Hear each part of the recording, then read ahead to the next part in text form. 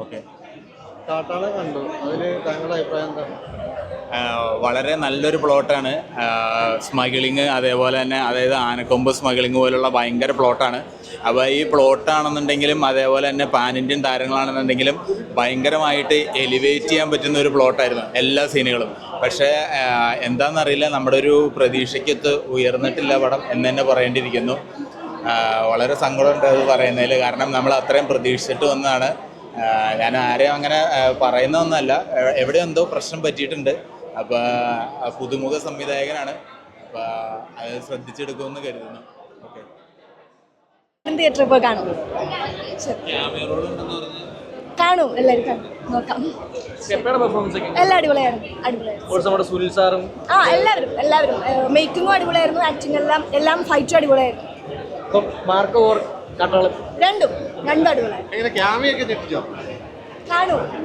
നല്ല എനിക്ക് തോന്നി. ഇത് പടം കണ്ടതിലും നമുക്ക് ഉൾക്കാഴ്ചയിലെടുക്കാനുള്ളത്, നമുക്ക് വിശുദ്ധരായി ജീവിച്ച അവരുടെ പക്ഷത്ത്, അവരുടെ മധ്യസ്ഥത്തിൽ മറ്റുള്ളവർക്ക് മാതൃകയായിട്ട് ജീവിച്ച നമ്മുടെ പക്ഷത്ത് ഭാവിയിൽ ആൾക്കാരും എല്ലാം ശ്രദ്ധിക്കാനുണ്ടാവും. നമുക്ക് ആ ജീവിതം കാട്ടാളിലൂടെ മനസ്സിലാക്കി ജീവിതം അഭിവൃദ്ധിപ്പെടുത്താൻ ഒരു കുടുംബസമേതവും കാണാനും പറ്റിയ കാട്ടാളെ എന്നുള്ളത് ഞാൻ പ്രത്യേകം ശ്രദ്ധയിൽപ്പെടുത്തുന്നു.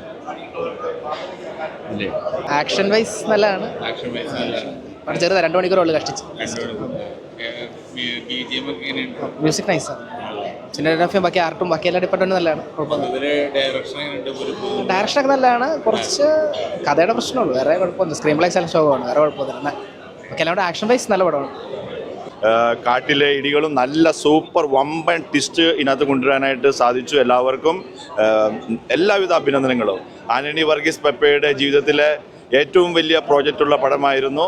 അവൻ്റെ ജീവിതത്തിൽ കണ്ടേക്കുന്നതിൽ വെച്ച് ഏറ്റവും നല്ല സൂപ്പർ അഭിനയം, ഓരോന്നും മികച്ചതായിരുന്നു. ദാവീദ് കഴിഞ്ഞാൽ RDX കഴിഞ്ഞാലുള്ള ഏറ്റവും നല്ല ട്വിസ്റ്റുകൾ ഇതിനകത്ത് കൊണ്ടുവന്നു. ജഗദീഷ് സാറും ആന്റണി പെപ്പയും തമ്മിലുള്ള നല്ല ഒരു കോംബോ ആയിരുന്നു ഇതിനകത്ത് കാണാനായിട്ട് സാധിച്ചത്.